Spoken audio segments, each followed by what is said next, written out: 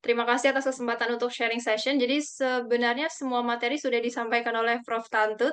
Saya sudah kehabisan materi, tapi saya di sini sifatnya adalah menguatkan saja ya terkait pengalaman praktis dulu waktu ikut wawancara seleksi beasiswa luar negeri, khususnya untuk LPDP.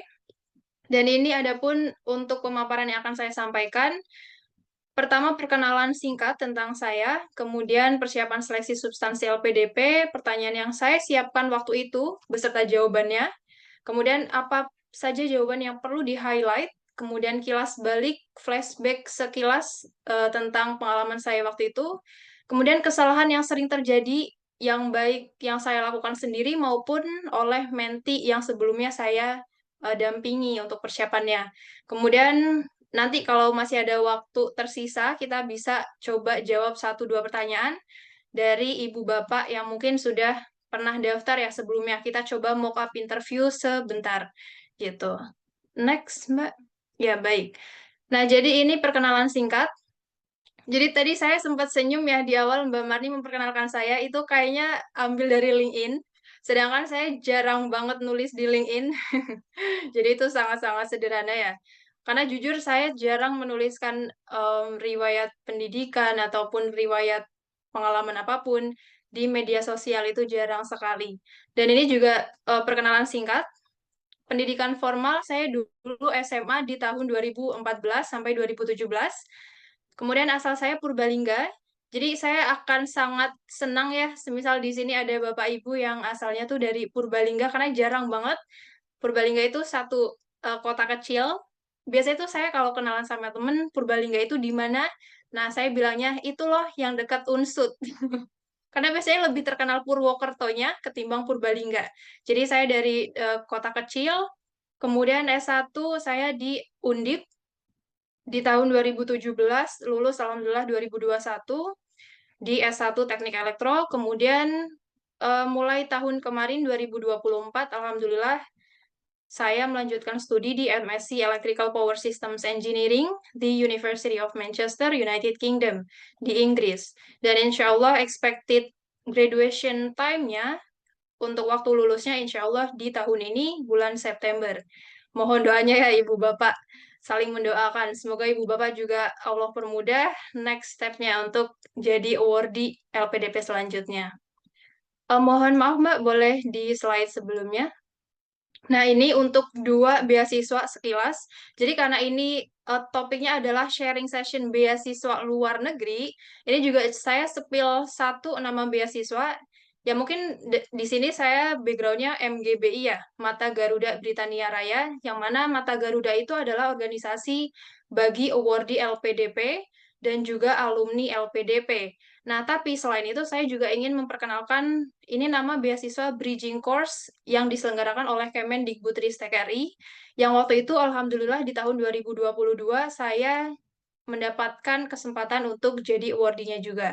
Dan ini linknya saya sertakan, nanti Ibu Bapak bisa coba cek ya cerita singkat saya di sana, dan harapannya nanti ini juga bisa menjembatani Ibu Bapak sebelum akhirnya jadi awardee LPDP.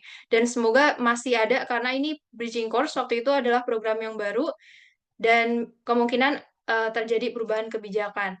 Itu. Boleh next, Mbak? Ini disclaimer yang perlu saya sampaikan. Jadi seluruh materi yang disampaikan pada sharing session ini berdasarkan pengalaman pribadi. Tidak ada jaminan kesamaan pertanyaan yang akan diperoleh setiap pendaftar beasiswa LPDP. Karena ini semua akan bervariasi tergantung kandidatnya, tergantung pendaftarnya, dan juga tergantung siapa pewawancaranya. Kemudian adapun contoh yang akan diberikan kemudian diharapkan untuk dipelajari polanya, bukan untuk diduplikat seluruhnya. Mohon next, Mbak. Nah, ini untuk persiapan seleksi substansi LPDP yang akan saya sampaikan di slide berikutnya. Saya bagi menjadi tiga ya secara utama, yaitu persiapan sebelum wawancara, kemudian hari H wawancara, dan ini tambahannya, yaitu evaluasi setelah wawancara. Untuk sebelum wawancara, ini adalah persiapan yang harus jauh-jauh hari disiapkan.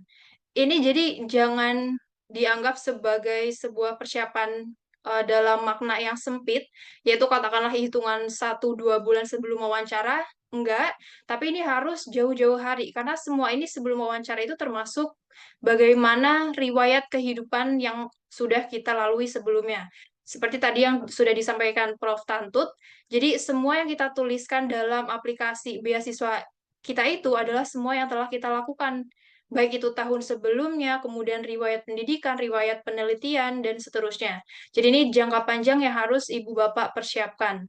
Kemudian hari H wawancara ini adalah persiapan di hari H-nya, jadi 1 hari. Kemudian next adalah evaluasinya setelah wawancara. Ya, next.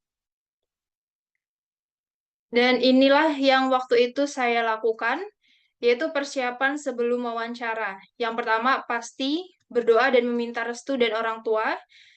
Jadi ini adalah tahap yang saya rasa wajib dan dijadikan nomor satu karena perjalanan mencari beasiswa itu bukan perjalanan yang singkat ya Ibu Bapak ya.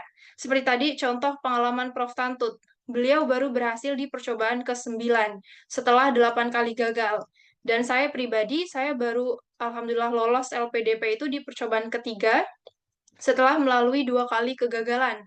Dan andai kata semisal waktu itu saya nggak berdoa mungkin ya, pasti kayak rasa menyerah, kemudian rasa lelah pasti akan buat saya berhenti. Ditambah waktu itu orang tua juga sempat pas saya gagal kedua kalinya, itu terutama ibu ya, beliau menyampaikan, udahlah biar ibu bayarin aja kuliah S2-nya.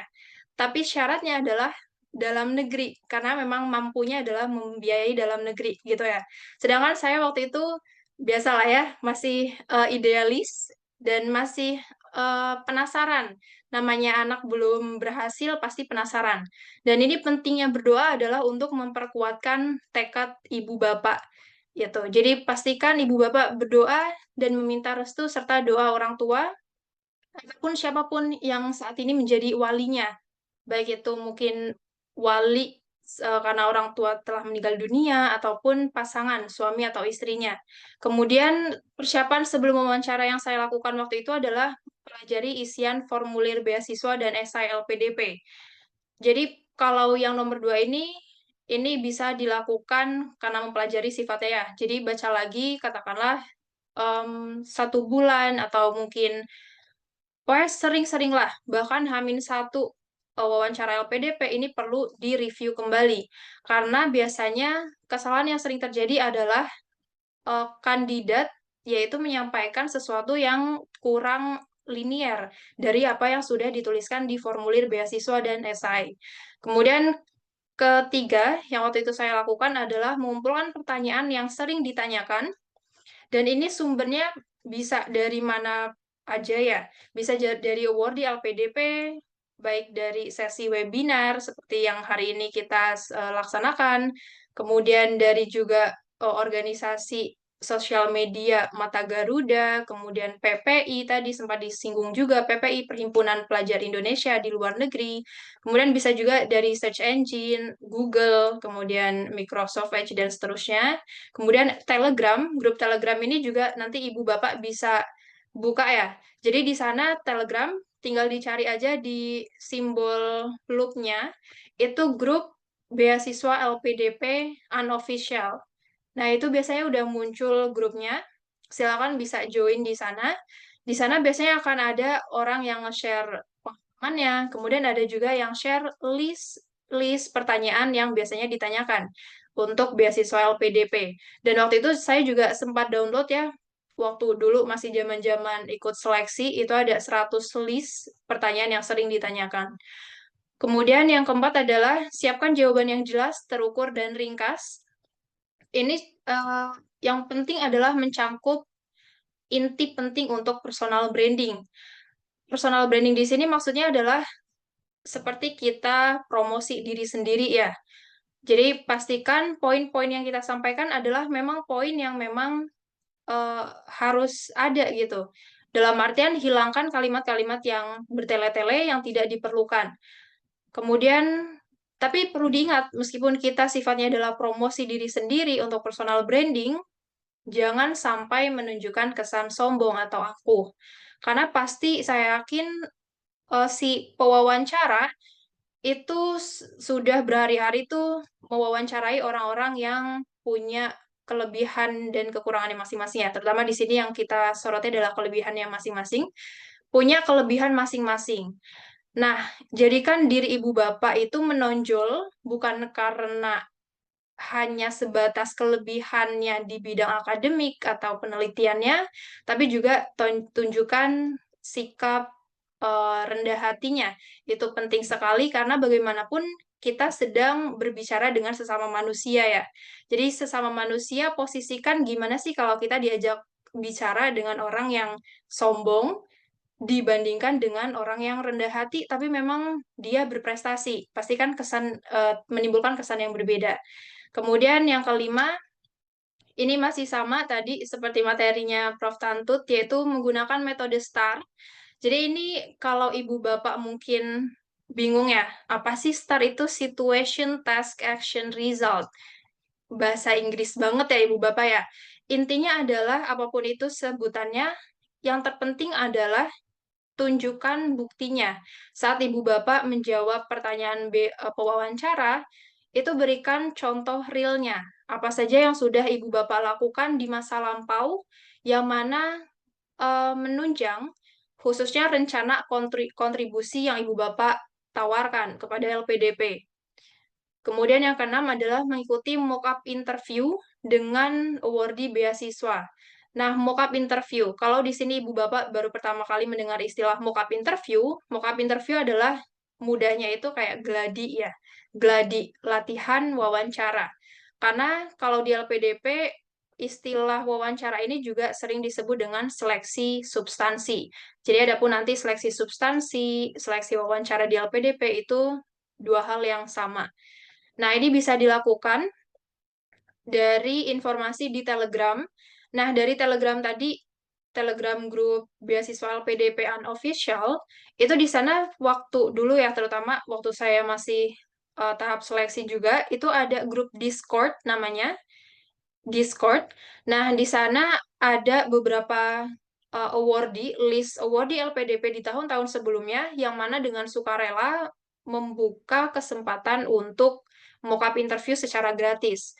Nah, jadi ibu bapak yang masih butuh latihan sebagai interviewee-nya, itu bisa coba cari informasi di sana. Semoga masih ada ya. Untuk update-nya, saya sendiri sudah lama nggak ngecek lagi Telegramnya, jadi silakan nanti Ibu Bapak cek kembali. Kemudian untuk mock-up interview ini juga diselenggarakan oleh akun sosial media Mata Garuda.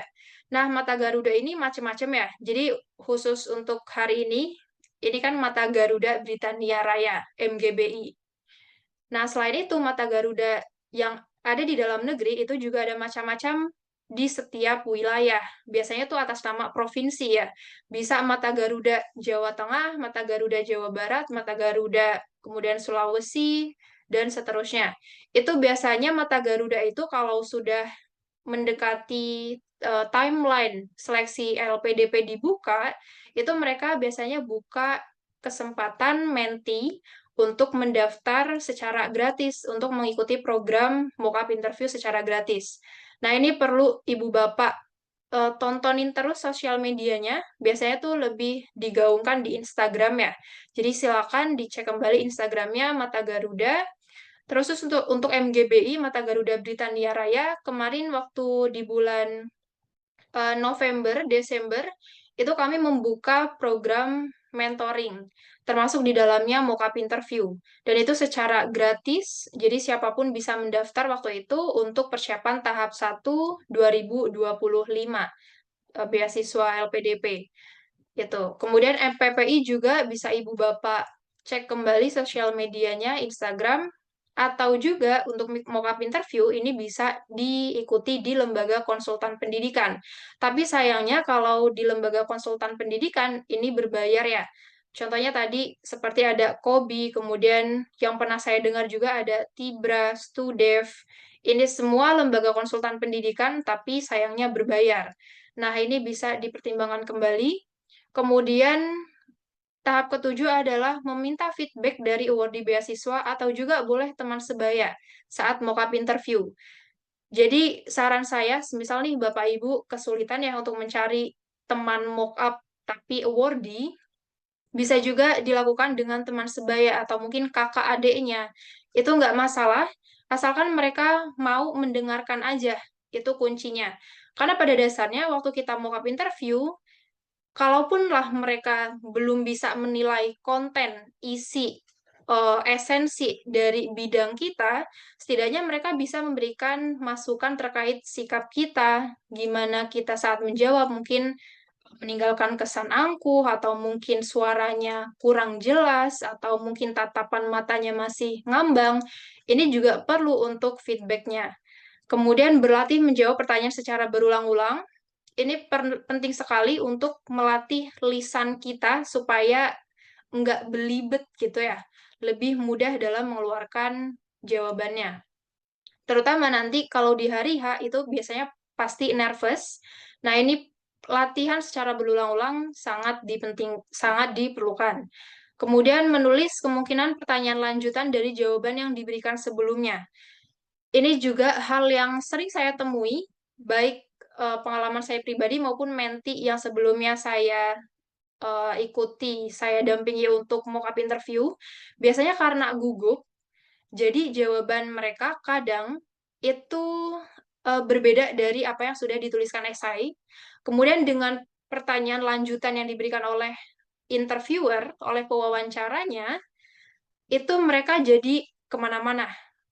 Jadi bercabang kemana-mana.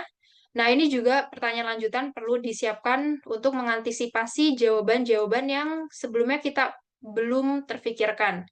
Kemudian, siapkan kembali jawaban terbaik untuk pertanyaan lanjutan tersebut. Lihat kembali poin 3 dan 4, yaitu poin ketiga adalah mengumpulkan pertanyaan yang sering ditanyakan dan jawablah setiap pertanyaan dengan jawaban yang jelas, terukur, dan ringkas tanpa menunjukkan kesan sombong.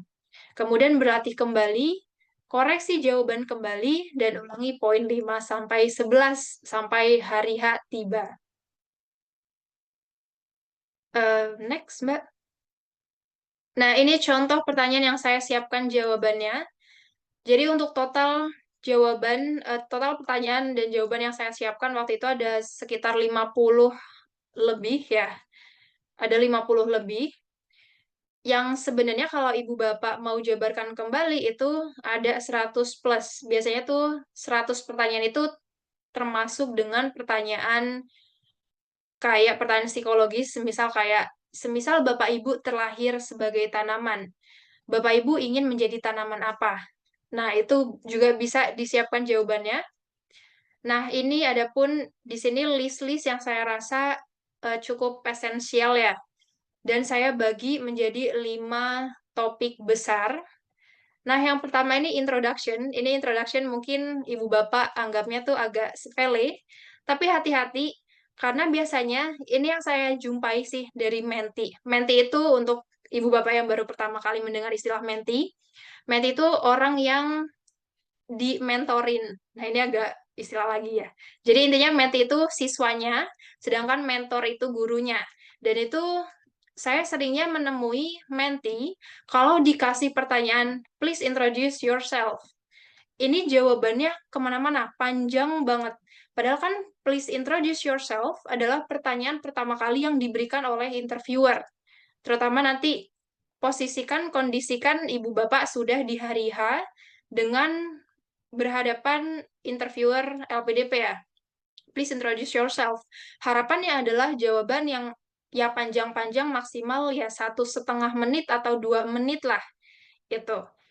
Dan mencakup poin pentingnya adalah paling penting nama, kemudian latar belakang pendidikan, saat ini kesibukannya apa, kemudian tujuan S2-nya kemana atau S3-nya kemana. Nah, cukup itu sebenarnya. Kan singkat ya. Tapi terkadang menti itu kalau bagian introduction ini nggak dipersiapkan, biasanya bisa keceplosan disampaikan juga rencana kontribusinya.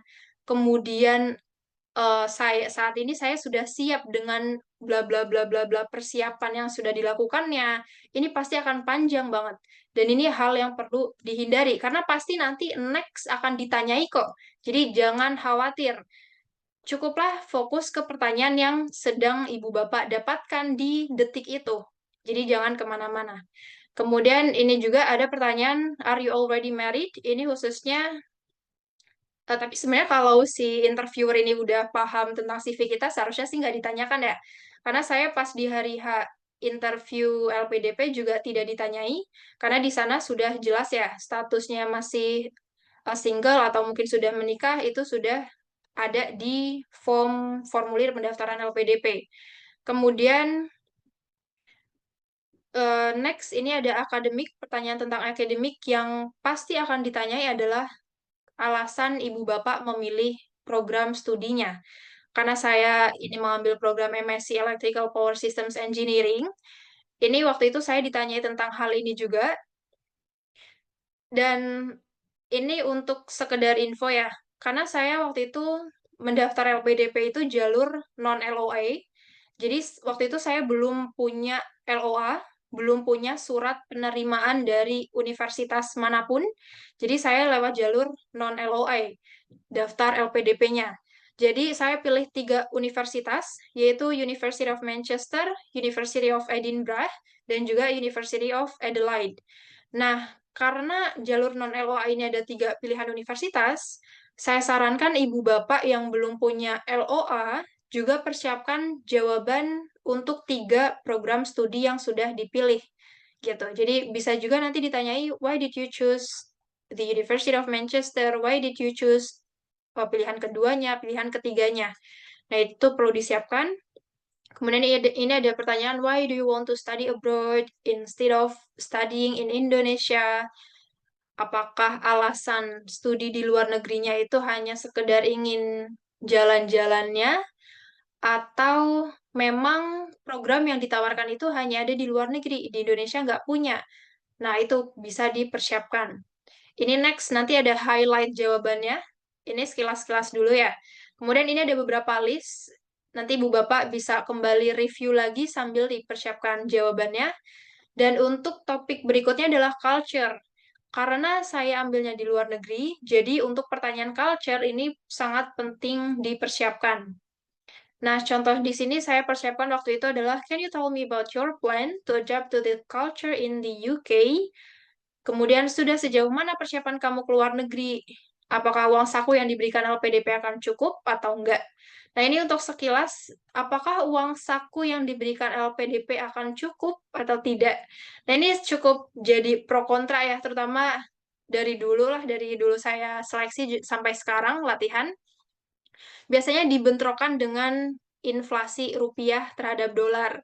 Nah, ini bisa Ibu Bapak cek kembali, jadi nanti ada buku panduan pencairan keuangan LPDP dan itu bisa diakses secara umum. Bisa Ibu Bapak cari di Google ya. Itu akan keluar. Jadi saran saya, seperti yang waktu itu saya juga siapkan, saya cari nominal berapa sih uang yang akan saya dapat nanti. Karena nanti di setiap kota, di setiap negara itu nominalnya berbeda. Karena LPDP akan menyesuaikan dengan kebutuhan dengan biaya hidup di setiap negaranya gitu ya. Karena kalau kita bandingkan katakanlah Swiss dengan mungkin Malaysia, itu bisa jadi akan jauh berbeda. Atau Swiss dengan negara apa ya, Austria atau negara lain, karena di sini yang ingin saya highlight adalah Swiss-nya sebenarnya. Karena Swiss itu terkenal dengan negara paling mahal di dunia. Jadi pasti uang sakunya akan berbeda dengan negara lain.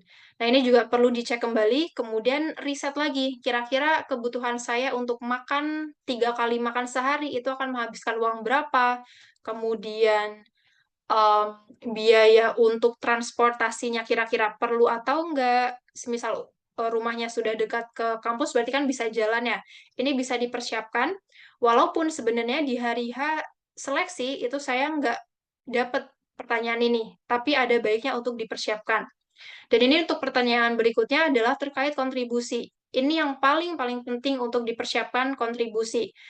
Karena semua yang sudah kita siapkan pada akhirnya akan kerucutkan ke kontribusinya. Sebenarnya kamu punya rencana kontribusi apa sih untuk Indonesia? Karena kan LPDP adalah beasiswa dari pemerintah Indonesia. Harapannya mereka menanam investasi kepada ibu bapak sebagai awardee LPDP untuk berbakti kembali untuk mengembalikan dana investasi yang sudah ditanamkan ke ibu bapak dengan sesuatu yang lebih besar. Nah, pastikan rencana kontribusinya itu matang dan juga rencana akademiknya itu sesuai dengan rencana kontribusinya. Kemudian pertanyaan tentang psikologi, ini berdasarkan biasanya itu pertanyaan yang akan dilontarkan oleh psikolog untuk mengetes seberapa kuat sih orang ini kalau dilepas ke luar negeri gitu ya. Contohnya, what will be the biggest challenge towards achieving your goal and how do you plan to overcome it? Ini kalau ibu bapak ingat-ingat kembali, kemudian coba googling kira-kira tantangan terbesar apa sih nanti yang akan saya alami, itu bisalah dikira-kira. Mungkin nanti saya akan homesick, atau mungkin nanti saya akan em, kangen keluarga, itu solusinya apa? Karena yang terpenting adalah solusi yang kita tawarkan. LPDP itu nggak menuntut kita untuk sempurna, enggak, karena mereka juga sadar bahwa kita manusia punya sisi lemahnya. Tapi yang terpenting adalah solusi yang bisa kita tawarkan untuk untuk mengatasi kelemahan yang kita miliki. Dan adapun semua pertanyaan ini itu tujuannya adalah untuk memprediksikan kesiapan kita di masa depan. Karena satu kutipan yang saya ingat waktu itu adalah past experiences can predict the future. Seperti yang Ibu Bapak bisa lihat ya di pojok kanan atas, past experiences can predict the future.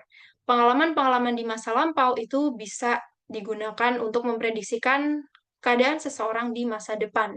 Dan itulah yang saya rasa digunakan juga oleh psikolog dalam menilai kita dengan pengalaman yang sudah kita lalui sebelumnya. Boleh next, Mbak? Dan ini untuk highlight jawabannya. Ini sekilas tadi sudah saya sempat sampaikan ya. Please introduce yourself. Nah, karena ini biasanya pertanyaan pertama kali yang disampaikan oleh interviewer, silakan Ibu Bapak ucapan dulu ucapan terima kasih atas kesempatan yang diberikan.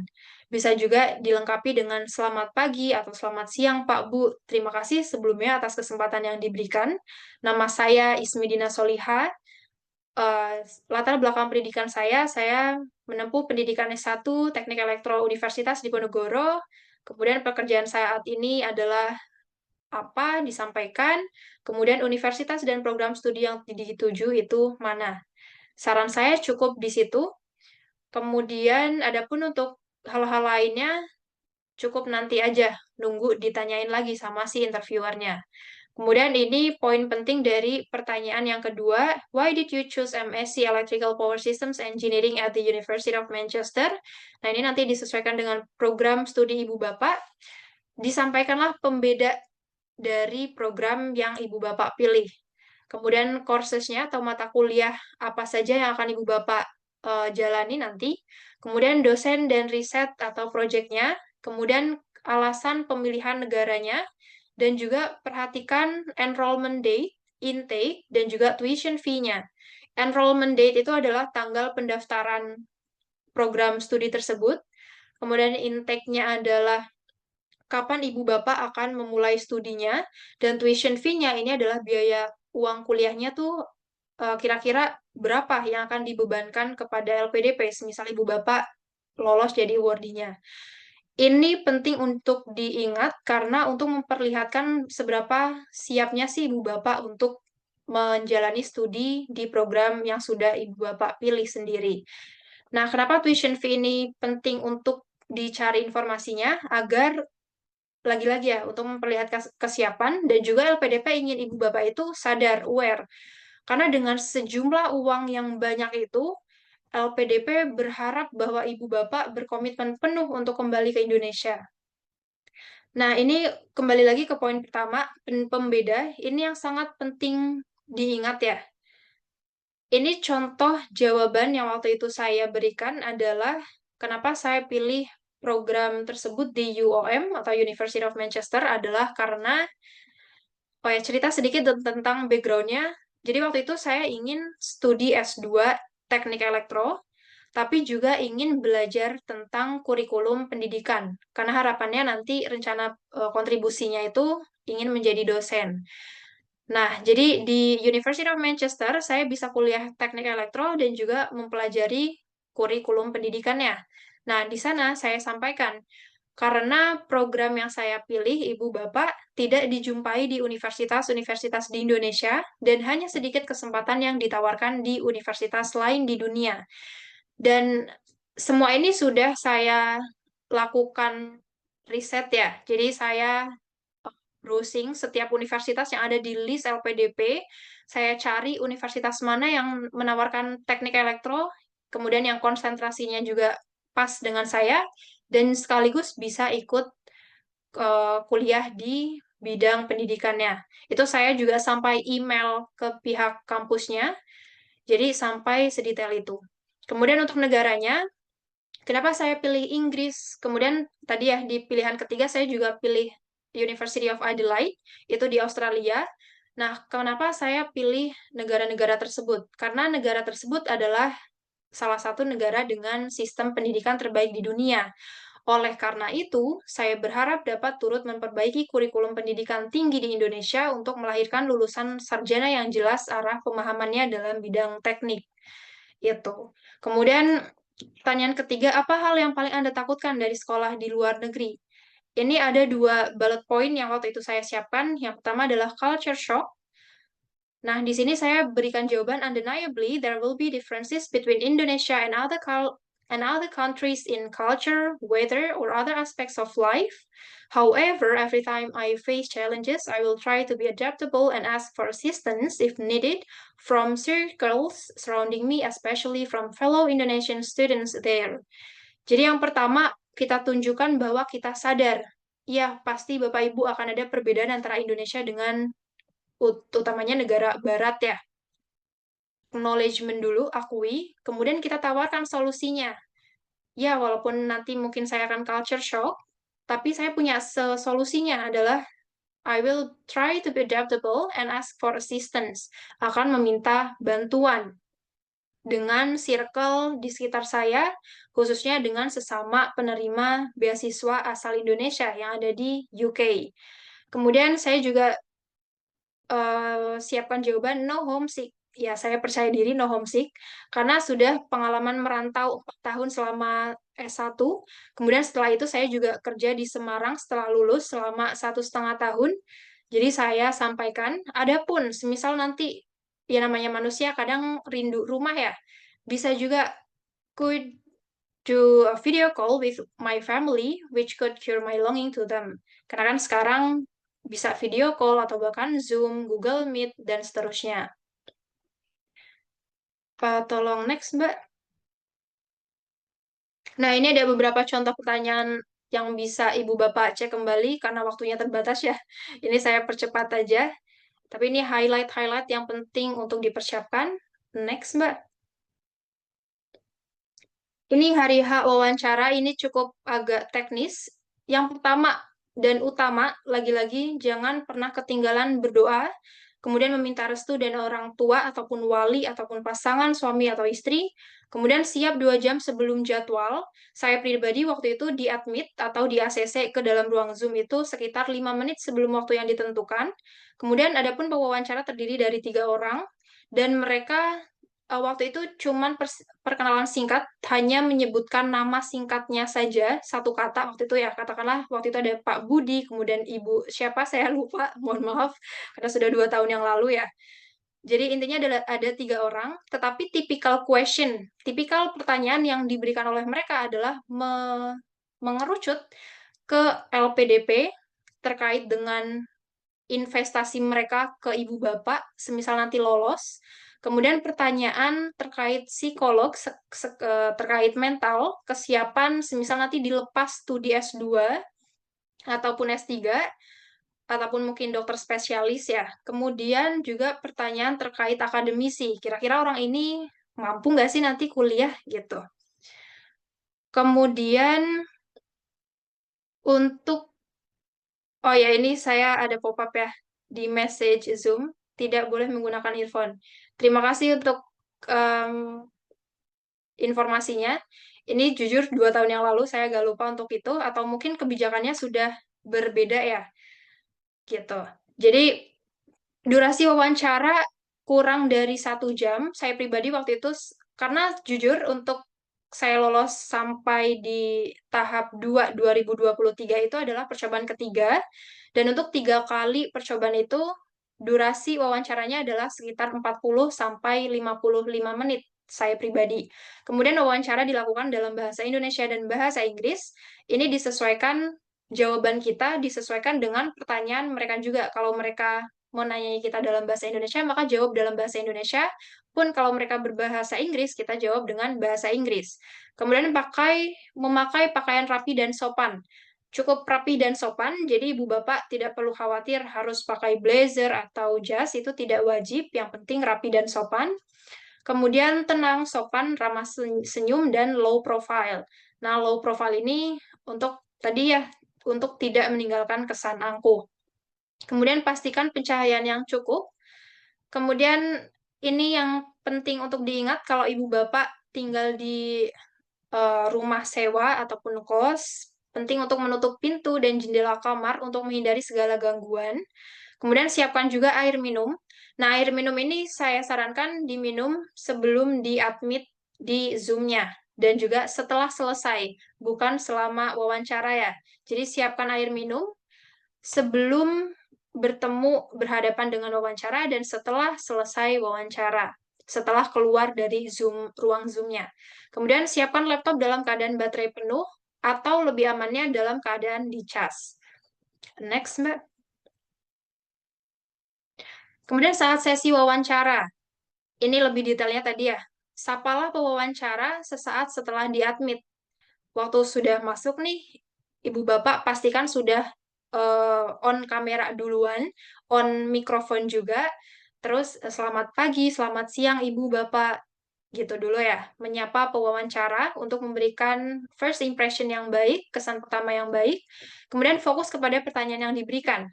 Jadi fokus di pertanyaan di detik itu. Jangan melebar kemana-mana. Karena pasti untuk pertanyaan lain, pasti akan ditanyai kok. Jadi tenang aja. Kemudian yang ketiga, ambil jeda setelah pertanyaan selesai diberikan, sebelum memberikan jawaban untuk menata ketenangan hati dan susunan kata yang akan disampaikan. Jadi jangan ke susu ya bahasa Jawanya, jangan ke susu, no rush, jangan terburu-buru dalam memberikan jawaban. Jadi kalau mereka sudah kasih jawaban terus selesai, katakanlah kita bisa kasih jeda 1-2 detik lah untuk menata ketenangan hati kita dan juga menyusun kata. Toh kita ambil jeda pun mereka nggak tahu, dikiranya nanti kayaknya sinyal internetnya nih yang lagi loading, itu pun nggak tahu ya, nggak apa-apa. Jadi jangan kelamaan, at least kayak 1-2 detik, still fine. Kemudian ini kurang lebih intonasi, kemudian ekspresi wajah, tenang, sopan, low profile. Kemudian ucapkan pujian singkat apabila memang pertanyaannya menarik, tapi jadikan semua ini natural ya, jangan dibuat-buat. Kemudian ucapan permohonan maaf dan terima kasih di akhir wawancara. Kemudian mengucapkan doa singkat untuk ramah tamah kepada para pewawancara, seperti Assalamualaikum, selamat pagi Bu Bapak, sehat selalu, izin meninggalkan ruang Zoom ya Pak Bu. Itu di akhir wawancara. Next, Mbak. Nah, ini suasana saat sesi wawancara. Ini yang pertama adalah diperkenankan menggunakan tethering HP. Jadi, semisal WiFi ibu bapak dirasa lemah, ini boleh tethering HP, namun HP harus dijauhkan sejauh mungkin dalam ruangan yang sama. Ini dengan catatan jauh dari jangkauan tangan. Jadi, waktu itu saya sendiri sampai berdiri untuk naruh di sudut ruangan, di atas loker. Nah, jadi persiapkan baju atas bawah juga formal ya. Jadi jangan kelupaan bawahnya kurang siap, takutnya nanti terlihat di kamera oleh pewawancara. Kemudian nanti webcam diarahkan 360 derajat untuk memastikan tidak ada orang di dalam ruangan. Jadi pastikan ruangan rapi. Kalau itu kamar kos, maka pastikan tempat tidurnya rapi, bantal gulingnya rapi, selimutnya rapi, semuanya rapi. Kemudian tidak diperkenankan menggunakan blur background dan share screen. Jadi blur background ataupun virtual background seperti yang hari ini saya gunakan ini tidak diizinkan. Jadi belakang itu pure latar belakang ruangan kita. Kemudian bukti sertifikat tidak ditanyakan, sama sekali tidak ditanyakan untuk 3 kali percobaan beasiswa, pendaftaran beasiswa yang saya ikuti sampai di tahap substansi itu sama sekali tidak ditanyakan, tapi lebih baik dipersiapkan. Kemudian tidak melakukan gerakan yang berlebihan. Dan poin yang keenam adalah pewawancara memiliki karakter yang berbeda dengan reaksi ekspresi yang berbeda pula. Jadi untuk percobaan kedua saya pernah dapat pewawancara yang wajahnya garang, tapi akhirnya saya juga nggak lolos. Dan di percobaan pertama, saya dapat pewawancara yang wajahnya baik semua, dan akhirnya juga tidak lolos. Tapi alhamdulillah di percobaan ketiga, ibu bapaknya ya baik, nggak garang, tapi ada juga yang flat gitu. Tapi alhamdulillah lolos. Jadi pewawancara pure memiliki karakter kepribadiannya masing-masing dengan ekspresinya masing-masing. Yang terpenting adalah kuatkan mental kitanya sendiri, jangan terpengaruh oleh orang lain. Kemudian pertanyaan yang diberikan berkaitan dengan isian formulir pendaftaran dan esai. Makanya ini penting sekali untuk dipelajari sebelum hari H wawancara. Next, Mbak.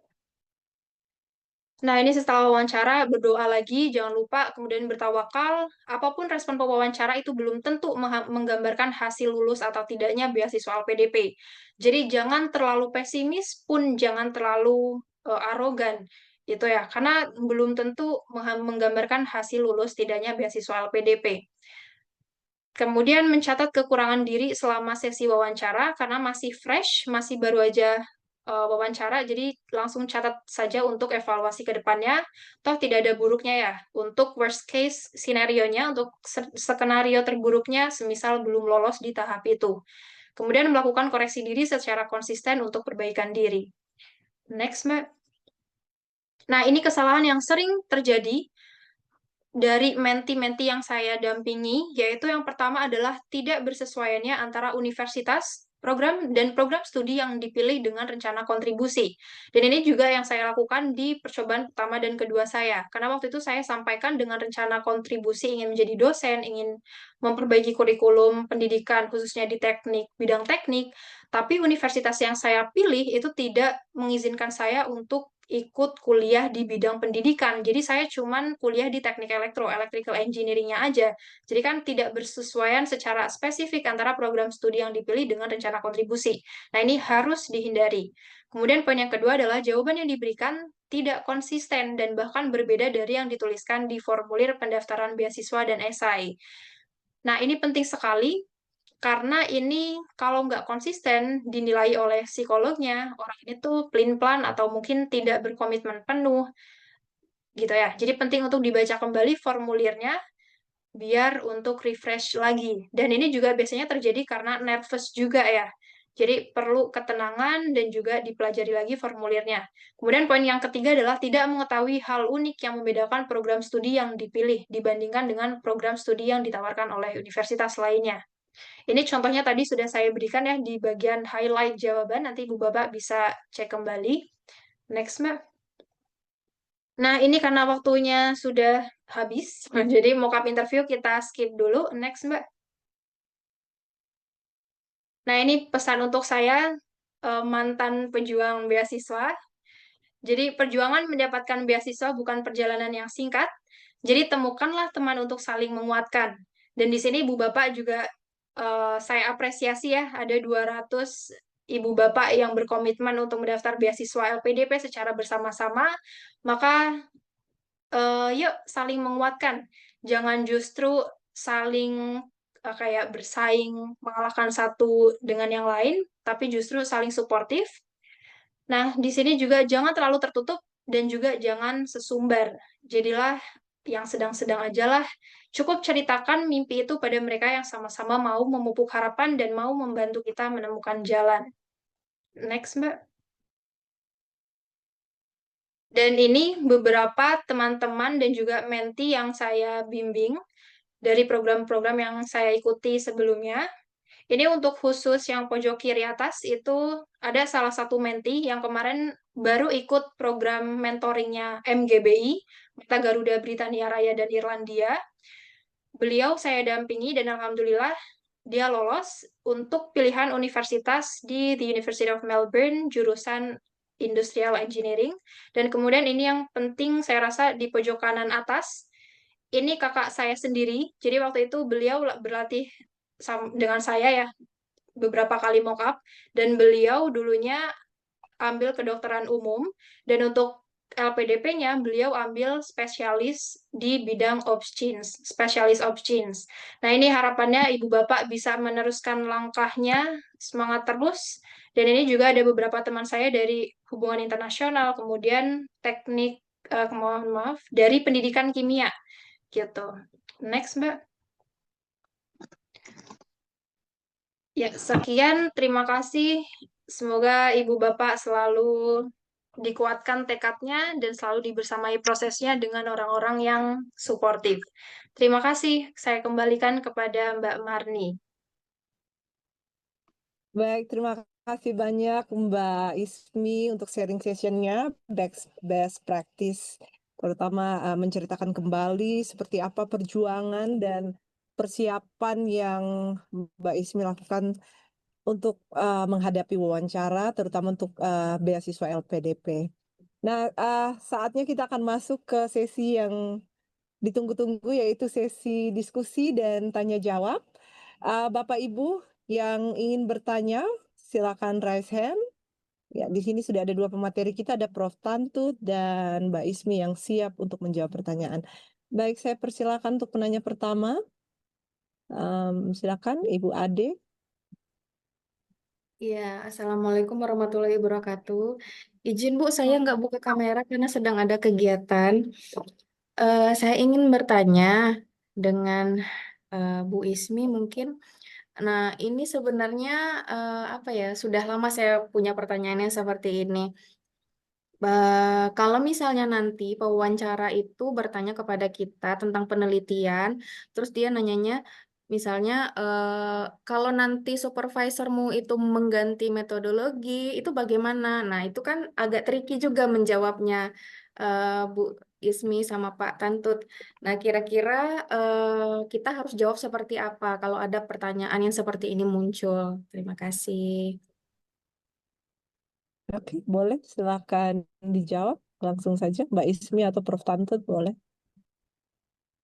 Baik, sebelumnya izin bertanya, Mbak Ade ya tadi ya. Mbak Ade ini untuk lanjut S3 atau S2 ya, Mbak? Untuk lanjut S3, Oh ya, baik. Mungkin ya. silakan Prof. Tantut yang lebih berpengalaman di S3. Oke, baik. Terima kasih Mbak Ade ya.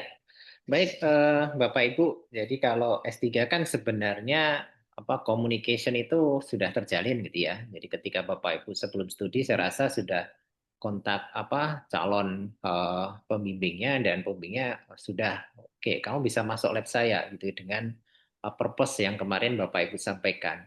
Hanya saja kalau ada pertanyaan seperti itu, Bapak Ibu kembalikan. Gak apa-apa gitu ya. Mungkin based on evidence, kita sudah merencanakan A, tetapi ternyata riset yang mau kita teliti itu, pas kita nyampe sana, mungkin sudah ada publikasi riset yang sudah. Kita mau tidak mau ya kita akan diskusi dengan advisor, dengan mungkin Bapak Ibu juga akan paham, kita akan coba systematic review lagi, kembali menata ulang dan sebagainya. Tapi kan saya sudah dipastikan masuk ke sana, maka saya akan masuk gitu ya. Itu kondisi yang akan berubah. Tetapi as long as ya nggak akan ganti gitu ya. Tapi pun kalau ganti Bu, tapi tetap dalam topik yang sama gitu ya. Saya akan ganti, tetapi dalam topik yang sama, mungkin di dalam metodenya saja yang akan dirubah karena pertama tergasi kalau Bapak Ibu di kesehatan pergeseran secara epidemiologi dari suatu penyakit otomatis kita akan menyesuaikan. Kemudian policy yang terjadi perubahan dari standar internasional WHO dari Kementerian Kesehatan bagaimana. Terus yang ketiga tadi evidence terbaru terkait dengan apa yang mau kita kerjakan di tahun 1 ternyata keluar duluan. Makanya menjadi base studi kita. Nah, di situ nanti kalau ada limitation-nya, apa yang disarankan daripada paper yang sudah mau kita rencanakan itu ada, itu yang akan kami follow up bersama dengan advisor. Jadi itu 3 jawaban itu, Bu. Ya, dan saya rasa mereka akan memahaminya karena satu reviewer akademisi Bapak Ibu pasti di bidangnya Bapak Ibu di bidang health. Dan dia yang akan menjembatani nanti, dan mungkin reviewer berikutnya itu juga akan paham, oh tadi ditanyakan teman saya ini jawabannya seperti itu, oke, dari ekspresi teman saya kelihatannya juga mengangguk-angguk, is oke gitu ya, berarti kan nggak ada masalah, dia akan mempertajam lagi di bagian mananya lagi gitu ya. Jadi 3 jawaban itu mungkin bisa Mbak Ade siapkan ketika ada pertanyaan itu, Mbak Ade. Iya, jadi kita harus bisa fleksibel dengan itu ya Pak ya, dengan supervisor ya. Ya, terus Heeh. kemudian terkait ini Bu, lupa saya, teknologi Bu. Ya, Iya, kadang dia minta kalau pergantiannya sepanjang, karena riset saya kan dilakukan di Indonesia, kebanyakan kalau health S3 di Indonesia, Bu. Ya, kita juga akan melihat gitu ya, kalau perbaikannya terlalu banyak teknologi dan tricky dengan beberapa kebijakan di Indonesia, kita tidak bisa gitu ya. Itu Bapak Ibu bisa sampaikan. Tapi kalau mau dilakukan based on lab, masih uji coba tahap 1, tahap kedua di bidang kesehatan nggak apa. Tapi kalau 3, 4 kan kita sudah ke manusia, Bapak Ibu. Agak repot gitu ya. Di Indonesia beda polisinya dengan negara mereka yang akan kita lakukan riset, dan saya rasa Bapak Ibu secara etik paham gitu ya. Nanti akan ada. Itu yang bisa menjadi senjatanya Bapak Ibu. Teknologi juga bisa masuk dan kebijakan etik di kesehatan. Oke, terima kasih Prof. dan Bu Marni. sama-sama. Ya, baik. Terima kasih. Kita sudah punya penanya berikutnya. Silakan Pak Sulfikar. Terima kasih Mbak Marni, terima kasih Prof. Tantut, Mbak Ismi. Dua-duanya banyak banget dagingnya nih. Terima kasih banyak Prof. Tantut, Mbak Ismi. Dari Mbak Ismi, terus terang saya jadi refleksi ya, kemarin tahap 1 2025 belum berhasil diwawancara. Not tadi saya akan fokus ke pertanyaan di detik itu ya. Kayaknya kemarin pertanyaannya banyak kemana-mana gitu ya. Makasih banyak inspirasinya. Untuk pertanyaan ke Prof. Tantut, Prof. mohon izin tanya. Memang kalau tadi dari Prof. Tantut, saya tangkap untuk doktoral, kebetulan saya mau apply doktoral, Prof. Di luar negeri. Kemarin di tahap 1 2025 kebetulan sudah ada LOE, tapi nampaknya belum berhasil gitu ya, Prof. Mungkin saya akan coba seek lagi LOE. Dan pertanyaannya adalah tadi dari Prof, note-nya adalah bahwa riset itu sepertiganya udah dikerjain, sedangkan posisi saya itu bukan researcher, Prof, terus terang, jadi lebih ke administrator gitu di Kemenkes. Memang kalau dilihat secara metodologi sepertinya usual ya, apakah menggunakan systematic review gitu ya, quanti-quali gitu, dan ada modeling gitu. Cuman tadi permasalahannya di publikasi gitu, Prof. Jadi publikasi saya cuman baru 1 gitu ya, terindeks Scopus, dan itu pun ada kendala, bukan di bukan penulis pertama gitu ya, karena waktu ada kendala jadi ada penulis kedua. Tapi ada beberapa publikasi cuman bukan ilmiah gitu, Prof.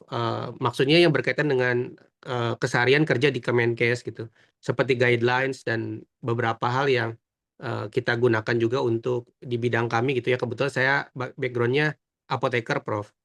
Mohon perkenan dari Prof, sekiranya barangkali ada tips atau trik atau arahan untuk menjembatani kondisi tersebut, Prof.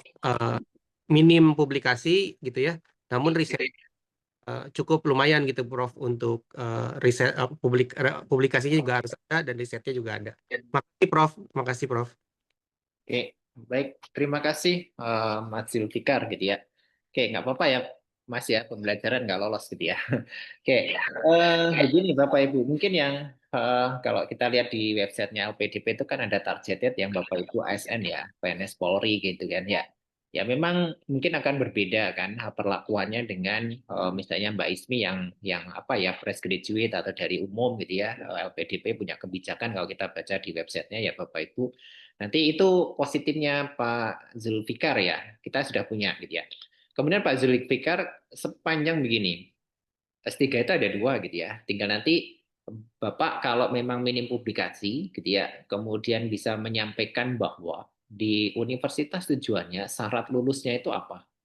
Kan tidak semua kayak di kampus Indonesia ya. Kalau kampus Indonesia mungkin karena publikasi kita itu masih jauh gitu ya, maka Kementerian Pendidikan menyarankan semua mahasiswa S3 harus publish di apa ya, sekarang yang diagungkan kan Scopus gitu ya Pak. Oke gitu ya. Tapi tidak semua kampus di luar negeri kayak teman-teman saya yang alumni LPDP teman kantor gitu ya, banyak juga yang mereka ngambil yang skema ASN dosen gitu ya, dapat LPDP yang ke Manchester, yang ke Nottingham gitu ya. Itu semuanya mereka ya bisa menjelaskan. Mereka waktu berangkat paling publikasinya cuma 1 gitu ya, ada yang cuma di Sinta gitu ya, tapi mereka meyakinkan bahwa PhD saya FIFA-nya by apa dissertation saya selama 4 tahun, kemudian saya ujian diterima, oke. Publikasi mereka pun kerjakan ketika sudah pulang dengan profesornya masih email-emailan, Zoom dan sebagainya. Itu yang pertama, Pak. Jadi sampaikan itu. Kemudian bekal Bapak punya beberapa apa ya, mungkin sudah membuat policy brief, menjadi tim apa dalam penyusunan pedoman apa itu disampaikan.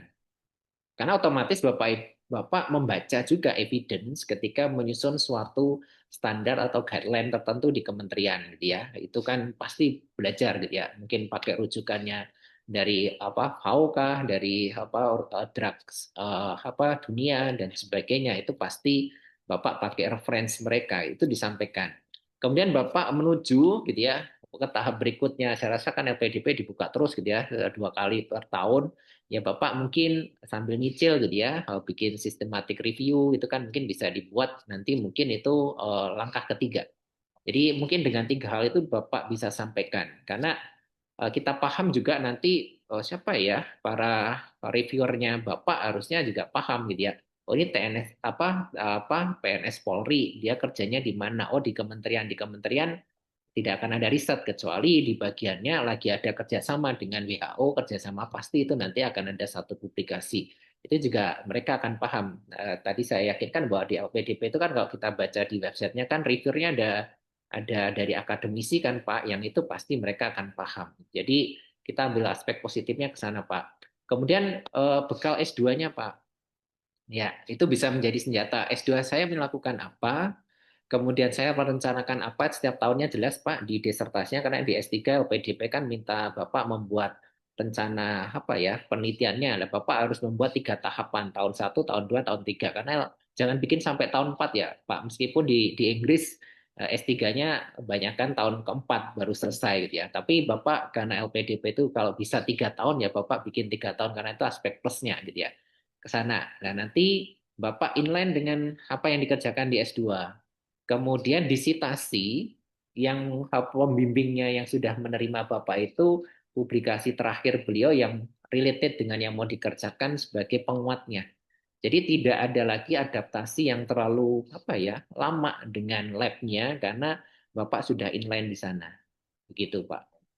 Oke. Mungkin itu Pak beberapa hal yang mungkin bisa Bapak sampaikan di dalam apa ya menjawabnya gitu ya. Terima kasih. Atur suhun, Prof. Sama-sama. Iya, demikian. Apakah dari Bapak Ibu peserta masih ada yang ingin menanyakan terkait dengan persiapan untuk wawancara? Ada kedua narasumber kita.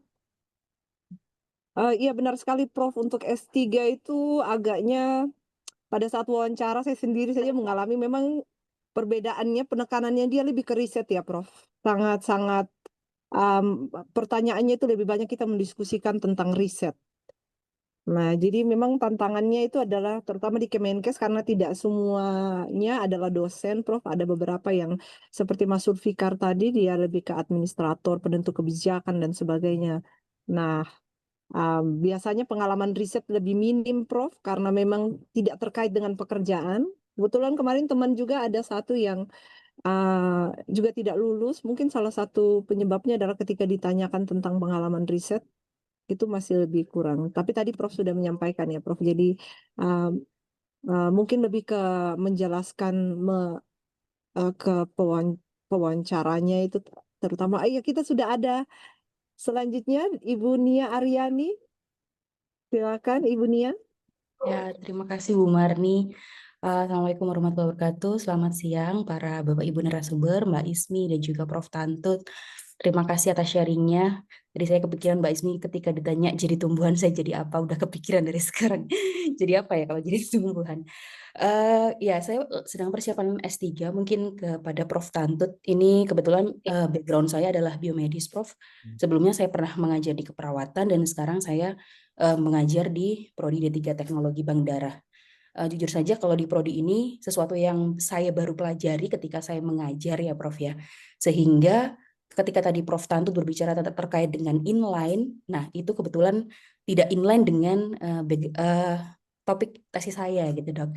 Prof, karena di tesis saya ngambil tentang metabolic disease, sedangkan di teknologi bank darah saya lebih kepada pengamanan darah atau screening sebelum darah itu diedarkan. Nah, mungkin ada tips dan trik, Prof. Ini cukup challenging juga buat saya, terutama juga menentukan nanti prodi di mana dan universitas apa yang akan saya cari. Seperti itu. Terima kasih. Oke, ya baik. Terima kasih Mbak Nia, gitu ya. Oke, ya menarik ya Mbak ya, gitu ya. Oke, kalau biomedis kemarin ke apa ya? Bisa dilanjutkan sih sebenarnya S2-nya, cuma sekarang ketika mau tidak mau kan pulang ke prodinya. Nanti kan mau nggak mau membangun prodinya, itu yang akan dibawa. Jadi visi prodinya mau kemana, maka risetnya Mbaknya harus inline. Kalau sekarang adalah kebanyakan ke apa ya, safety daripada suatu blood gitu ya. Nanti mungkin Mbak bisa ngambil suatu teknologi darah atau analisis darah. Gitu ya. Untuk sana, kalau nggak salah apa ya, teman Poltekkes Jogja ya. Teman Poltekkes Jogja ada ya, Mbak ya? Saya Yang Poltekkes Malang, Dok, kebetulan. Oh, Malang. Ya, Iya, teman Poltekkes Jogja kemarin waktu main ke Poltekkes Jogja ada yang ke ini sih Scotland-nya itu satu lagi apa? Glasgow. Ya, beliau ada ke sana. Ya, beliau dari prodi teknologi bank darah gitu ya. Dan dia mengambil di sana ada prodinya, Mbak. Jadi mereka bisa menerima kebanyakan ke aspek safety-nya, penanganan daripada darah tidak meneliti terkait ini. Jadi nanti ambil suatu yang tidak berbau riset. Jadi ya. Jadi risetnya tidak langsung berkaitan dengan bagaimana mengelola darah, tidak, tetapi bagaimana darah ini tetap aman gitu ya. Dari pengambilan sampai transportasi sampai ke pasiennya. Karena kan teknologi bank darah kebanyakan concernnya ke sana kan, Mbak. Kalau itu nanti kan urusannya beda lagi itu di kedokteran gitu ya. Dokter di bagian yang sendiri terkait dengan itu. Nanti mungkin ke sana. Kemudian kalau risetnya sekarang yang dibangun apa gitu. Kalau nanti membuat suatu teknologi alat dalam membuat safety suatu darah itu juga masih masuk di prodinya Mbak.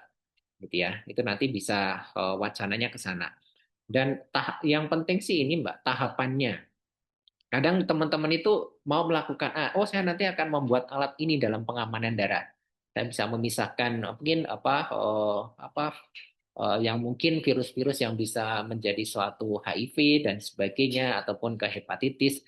Ini nanti alat detektor saya ini bisa menseleksi darah itu sehingga darah ini safe tidak untuk ditransfusikan. Oke sih mau membuat ke sana tetapi tahapannya kuat nggak gitu ya. Oh saya mungkin sudah melakukan terkait dengan safety beberapa aspek komponen darah itu ketika saya menjadi dosen ya di Poltekkes Malang ini sudah gitu ya. Oke, maka ini Mbak sampaikan saja gitu ya. Maka saya memulai di tahun pertama adalah menguatkan yang saya lakukan ini benar atau tidak dengan suatu evidence. Nanti mungkin saya systematic review mungkin untuk semester 1 gitu ya. Sebagai penguat baru nanti ini intervensi saya mau saya jalankan atau tidak berdasarkan systematic review-nya. Nanti bisa dibawa ke sana. Oke, nanti mungkin tahapannya. Kadang teman-teman mau melakukan langsung gas gitu ya. Saya memproduksi sana tapi tidak diperkuat pondasi di awalnya. Tapi pondasi ini ya kecil saja. Tadi kayak Pak Zulfikar nanya, saya modalnya apa sih gitu ya? Karena saya banyak kan ke Polsi. Tapi kalau saya percayalah kalau Mbaknya di Poltekkes berarti kan dosen Tridharma, dikerjakan risetnya pun ada. Nah, itu di sana. Kemudian sekecil apapun Mbak yang mungkin dari kementerian sudah punya apa gitu ya. Saya rasa kan komunikasi antar Poltekkes kan ada gitu ya. Jadi yang ini sudah tetapi di Poltekkes ini maka nanti mungkin riset saya akan sharing gitu ya dengan teman saya yang di teknologi bank darah di Poltekkes mana. Sementara di tempat saya yang ini belum. Dan nanti ini akan ditutup oleh Mbak Nia. Itu juga menjadi langkah. Tetapi pastikan tahun 1, tahun 2, tahun 3-nya itu jelas apa yang mau dikerjakan, kemudian indikator capaiannya seperti apa, dan luarannya yang mau dicapai apa. Minimal dibuat tabel 3 itu Mbak, di S3. Ya, nanti akan terlihat. Kadang kita cuma menjelaskan aktivitas risetnya A, B, C, D, E gitu ya. Tetapi aktivitas ini akan indikatornya apa? Aktivitas A ini akan tercapai seperti apa indikatornya? B yang apa? Oh, berarti kalau kita bisa memetakan ini semua akan kelihatan. Kalau aktivitas A itu ada 5 indikator, dari 5 indikator ini akhirnya menjadi suatu publikasi internasional ya. Atau yang 5 indikator ini akan menjadi suatu bahan penguat daripada purwarupa yang mau diciptakannya, yaitu akan mendukung bahwa si student ini paham gitu ya apa yang mau dia lakukan, dan ini semua nanti pasti kan ada advisor yang akan membimbing selama studinya. Seperti itu Mbak Nia. Terima kasih Prof atas insight-nya. Oke. Baik, terima kasih Mbak Nia. Ini kita masih bisa satu pertanyaan lagi, masih ada lokasi waktu. Bapak Ibu yang ingin menanyakan atau berdiskusi dengan kedua pemateri kita, mungkin di sini juga ada yang ingin merencanakan untuk mengambil program magister atau S2.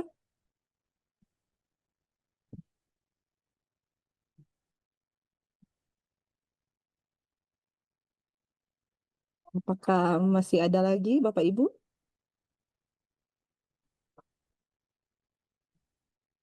Sudah siap. Sepertinya tadi udah Sudah siap siap menuju banget nih LPDP Prof, karena gelombang 2 mungkin. sudah sangat detail tadi dari Prof Tantut sendiri tadi sudah sangat detail, bahkan dari kemudian apa yang perlu dilakukan, apa yang tidak boleh dilakukan pada saat wawancara. Demikian juga penguatan lagi dari Mbak Ismi tadi, sekalian dengan praktisnya secara langsung bagaimana Mbak Ismi mempersiapkan diri.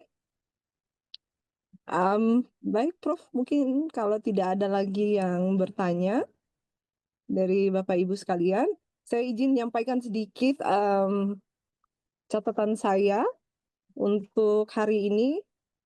Bapak Ibu sekalian, untuk mempersiapkan kesuksesan terutama dalam tahap wawancara, yang perlu adalah bukan cuma persiapan pada saat wawancara, tapi lebih jauh daripada itu adalah pra-wawancaranya, bagaimana menyiapkan esai yang terbaik, terutama untuk yang S3 wajib memperkuat desain risetnya, termasuk tadi Prof Tantut sudah menjelaskan bahwa harus punya fondasi riset yang kuat. Kemudian kita harus juga dapat menjelaskan relevansi antara prodi atau universitas yang kita tuju dengan rencana riset kita.